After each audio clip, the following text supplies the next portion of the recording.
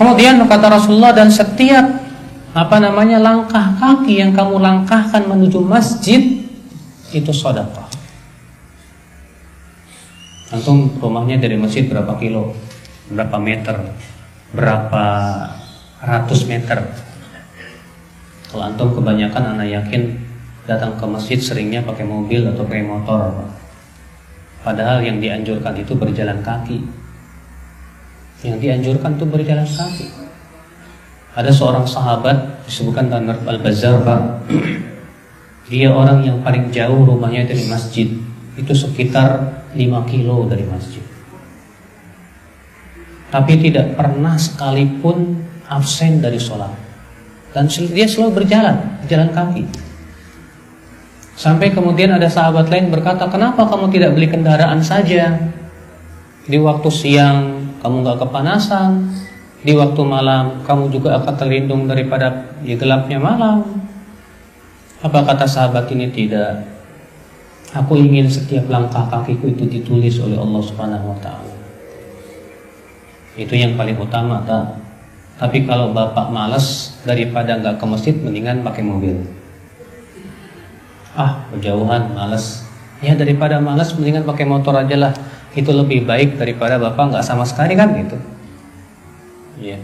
Tapi kalau bapak tetap saya mau jalan kaki aja lah, gak apa-apa, cuma 1 kilo ini kok. Iya. Masya Allah, berapa langkah kaki kita itu ditulis oleh Allah Subhanahu wa ta'ala. Bahkan disebutkan dalam hadis yang pernah antum dengar juga insyaallah, dan pernah saya sampaikan, tentang mimpinya Rasulullah melihat Allah Subhanahu wa ta'ala. Apa kata Allah? Hai Muhammad, tahukah kamu apa yang sedang diperbincangkan oleh malaikat yang ada di langit? Kata Rasulullah, tahu ya Allah, tentang amalan penebus dosa dan amalan pengangkat derajat. Adapun amalan penebus dosa, yaitu masyul aqdami ilal jamaat, yaitu kamu melangkahkan kaki menuju masjid. Wa intidharu sholawati ba'da sholawat, menunggu satu sholat sampai sholat berikutnya di masjid. Wa isbagul wudu'i indal makruhat, dan menyempurnakan wudu di saat-saat sulit. Apa kata Allah? Shadaqta, kamu benar hai Muhammad. Faman fa'ala dzalika, siapa yang melakukan ini, asya bi khairin wa mata bi khairin, ia akan hidup dalam keadaan baik dan wafat pun dalam keadaan baik. Wa kana min khati'ati kayaumi waladatu ummuh, dan ia akan bersih dari dosanya seperti dilahirkan oleh ibunya. Hanya berjalan ke masjid setiap hari, menunggu satu sholat sampai sholat berikutnya di masjid, luar biasa. Iya. Maka jangan kita meremehkan. Bahkan Pak, berjalan kaki menuju sholat Jumat lebih besar lagi pahalanya. Setiap langkah kakinya itu sama dengan sholat malam setahun lamanya. Setiap kaki yang kita langkahkan menuju sholat Jumat, bayangkan sholat Jumat. Maka dari itu jangan malas kita selalu untuk pergi sholat berjamaah, ya. Apalagi kalau bapak sampai hati bapak terpaut, rindu untuk kembali ke masjid lagi, maka itu termasuk orang-orang yang akan Allah naungi pada hari kiamat, di mana tidak ada naungan kecuali naungan Allah Subhanahu wa ta'ala. Kata Rasulullah, wa bikulli khatwatin tamshiha ila sholati sadaqah. Setiap langkah kaki yang kamu langkahkan menuju sholat itu sedekah. Subhanallah. Kemudian kata Rasulullah, wa tumitul adha 'anit tariqi sedekah. Dan kamu menyingkirkan gangguan dari jalan, itu sedekah.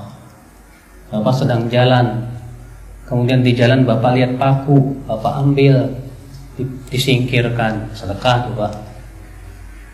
Bapak sedang jalan, di pinggir jalan bapak lihat ada sesuatu yang membahayakan, singkirkan Pak.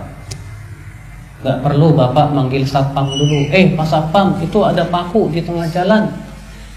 Akhirnya si satpam yang dapat sedekah, bapak enggak. Ya. Kalau bisa bapak sendiri yang turun, kemudian bapak ambil, buang, karena ini pahalanya besar. Pahalanya sedekah buat diri kita Pak. Luar biasa. Nah inilah bapak sekalian ya, lapangan-lapangan untuk bersedekah ternyata banyak. Dan ini memberitahukan kepada kita Pak, bahwa sedekah itu lebih luas maknanya daripada infak.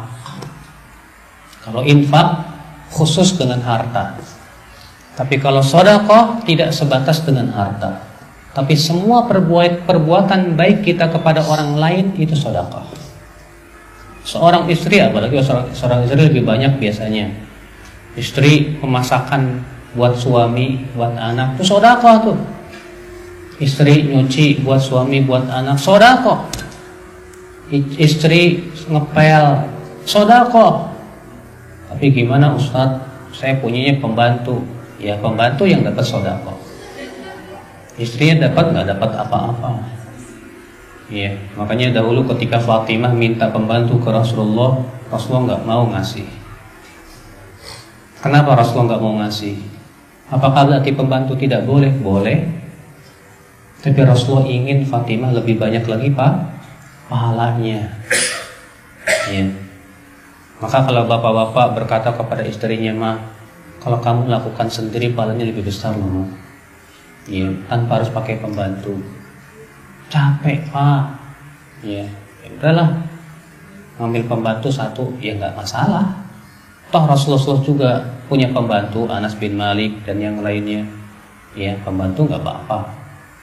Tapi sekali lagi ya, untuk para ibu-ibu jangan menganggap remeh ketika ibu masak buat suami, itu nilainya sedekah loh Bu. Ya, ibu nyuapin makan ke anak, disuapkan 1 sendok, disuapkan tuh sedekah nilainya tuh.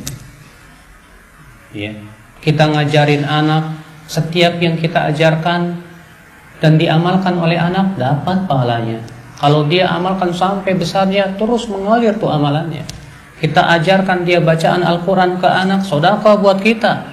Kalau si anak bisa baca Quran karena kita yang ngajarkan, selama dia setelah sampai besar, sampai matinya dia baca Quran, pahalanya terus mengalir kepada kita.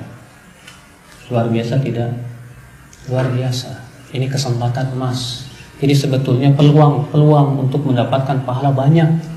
Peluang sedekah banyak Pak. Ya, banyak.